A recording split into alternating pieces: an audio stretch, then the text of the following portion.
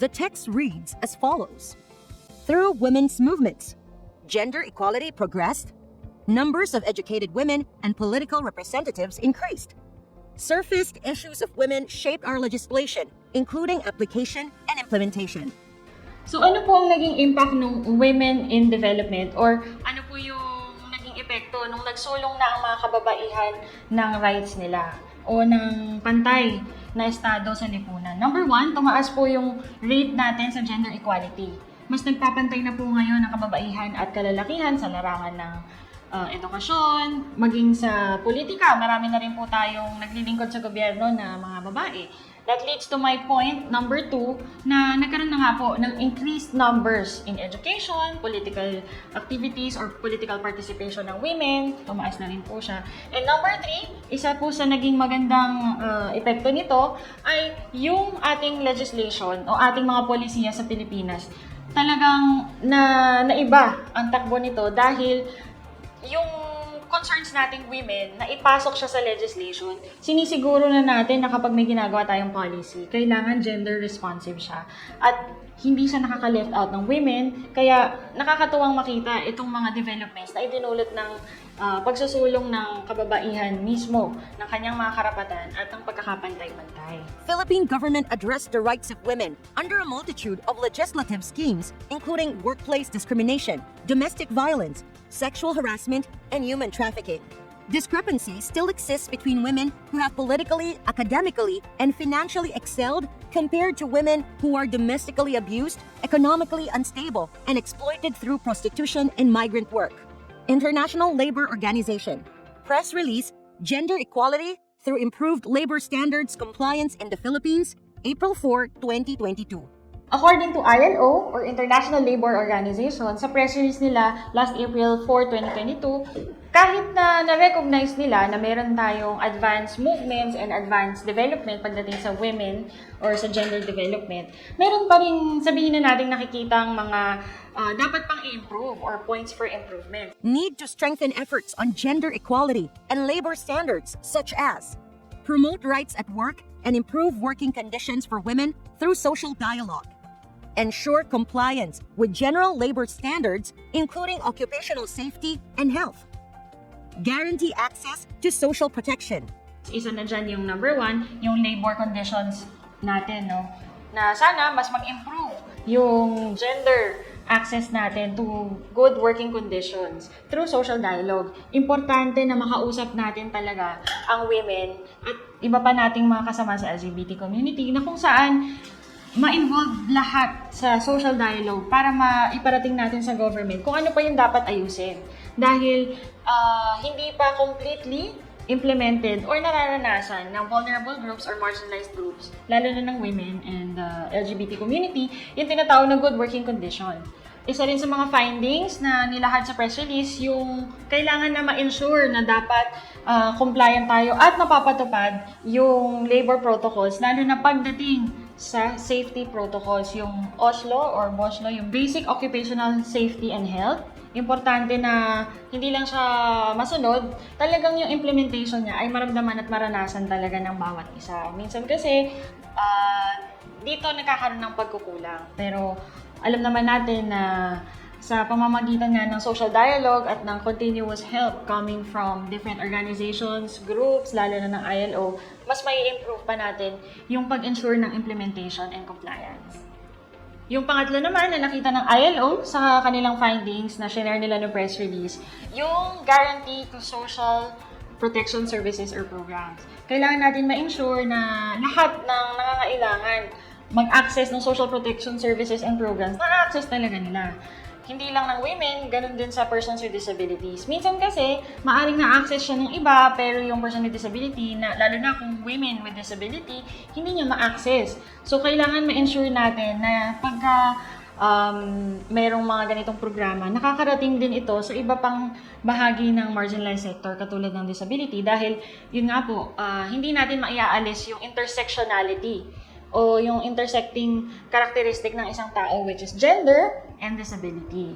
Women rural workers are more likely to earn less than men, since their jobs are in lower tiers of the supply chain with long working hours, poor working conditions, and are equally hazardous and precarious as that of men, said Director Khalid Hassan of the International Labor Organization, or ILO, Country Office for the Philippines. Women play an important role in the economic survival of their families, but they are at a greater disadvantage in terms of income, employment, and land ownership, especially those in the rural sector, said Executive Director Christine Yunos Chavez of the Philippine Commission on Women, or PCW. Women rural workers raise concerns on solo parents' benefits, including workplace violence and harassment. PCW welcomed it as an opportunity to know more about challenges on implementation of laws on women's welfare. PCW recommended resolving at the local government level.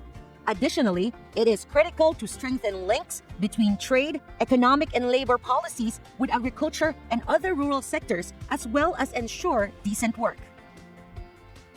According to the ILO's recent Care at Work report, while maternity protection and other related leave benefits and services, such as affordable, accessible, and professional childcare and long-term care, are considered universal, they remain unmet, particularly in rural areas.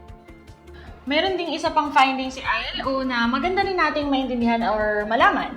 Sa rural po, yung rural women, nakakaranas pa rin po sila ng tinatawag na inequality. Halimbawa, sa pagsasaka at sa iba't iba pang agrikulturang trabaho, hindi po sila nakakakuha ng tinatawag na equal pay and equal good working conditions. Hindi nila nararanasan yun katulad ng sa lalaki. Maganda po na makita ito dahil isa po siyang patunay na hindi pa talaga kompleto o hindi pa buo yung tinatawag na gender equality. At mas lalong nahihirapan po yung rural women natin. Kadalasan po kasi sa rural areas, mas mahirap po yung access sa iba't ibang bagay tulad ng sa pag-empleyo. Kumbaga limited lang po yung resources nila. Tapos dun sa opportunities na meron naman sila, nadi-disadvantage pa rin po sila ng kalalakihan. Paano po kung sabihin na natin na yung na-mention ko po kanina, yung intersecting factors or intersecting characteristics of women with disabilities, yung gender and disability nila, when you put them together, mas lalong mahirap. Kasi kung nasa rural area pa sila, so parang tatlo na yung layer of marginalization nila. So sana po sa patuloy nating social dialogue or pakikipag-usap sa iba't ibang ahensya ng gobyerno, mas lalo natin maisaayos or mapalakas yung access ng women sa iba't ibang opportunities, lalo na po yung nasa rural dahil mas nahuhuli po sila compared sa mga women na nasa urban, lalo na pagdating sa work opportunities na sinasabi. Ito po ay nilahad ni Director Khalid Hassan, isa po siya director sa ILO during the press conference. In the same press conference ng ILO, binahagi po ni Director Christine Yuson Chavez yung kinakaharap din ng women. Sa pamilya, sila yung tagapagtaguyod din kasi hindi lang po sa economic, sila rin yung namamahala sa bahay, sa mga bata, tapos nagtatrabaho din sila. So, nakikita po ng PCW or ng Philippine Commission on Women itong mga pinagdaraanan ng babae na hindi ko po alam kung tama yung term na lugi, no? Hindi ko po alam kung tama yung gamitin yon. Pero parang mas lugi talaga si kababaihan kasi bukod pa sa nagtatrabaho siya, iniisip niya rin yung family kasi siya rin yung lead person sa home care, sa children care, etc. Naalala ko po noon, hindi ko po masyadong maalala kung sinong senador, pero may nagmungkahi years ago na sana daw magkaroon ng pay yung tinatawag na home managers. Ang home managers na tinatawag yung mga kababaihan. Na yung pagiging nanay daw nila, since walang katapusan ito, yung pagiging home managers nila, hindi natatapos after 8-hour shift round the clock siya, no? Sa bata, sa asawa, at sa bahay. Dapat daw compensated ito. So ano po kaya sa tingin nyo? Dapat po ba makompensate? Panahon na ba na makompensate ito? Siguro maganda po siyang pag-isipan, no? Kung okay ba yung minumungkahi ng senador na yun. But setting aside that, ito nga po, ito yung isa sa mga realities on the ground na nakita din ni PCW na nasa disadvantage pa rin si women or si woman. Lalo na siguro pag woman with disability tapos nanay din siya.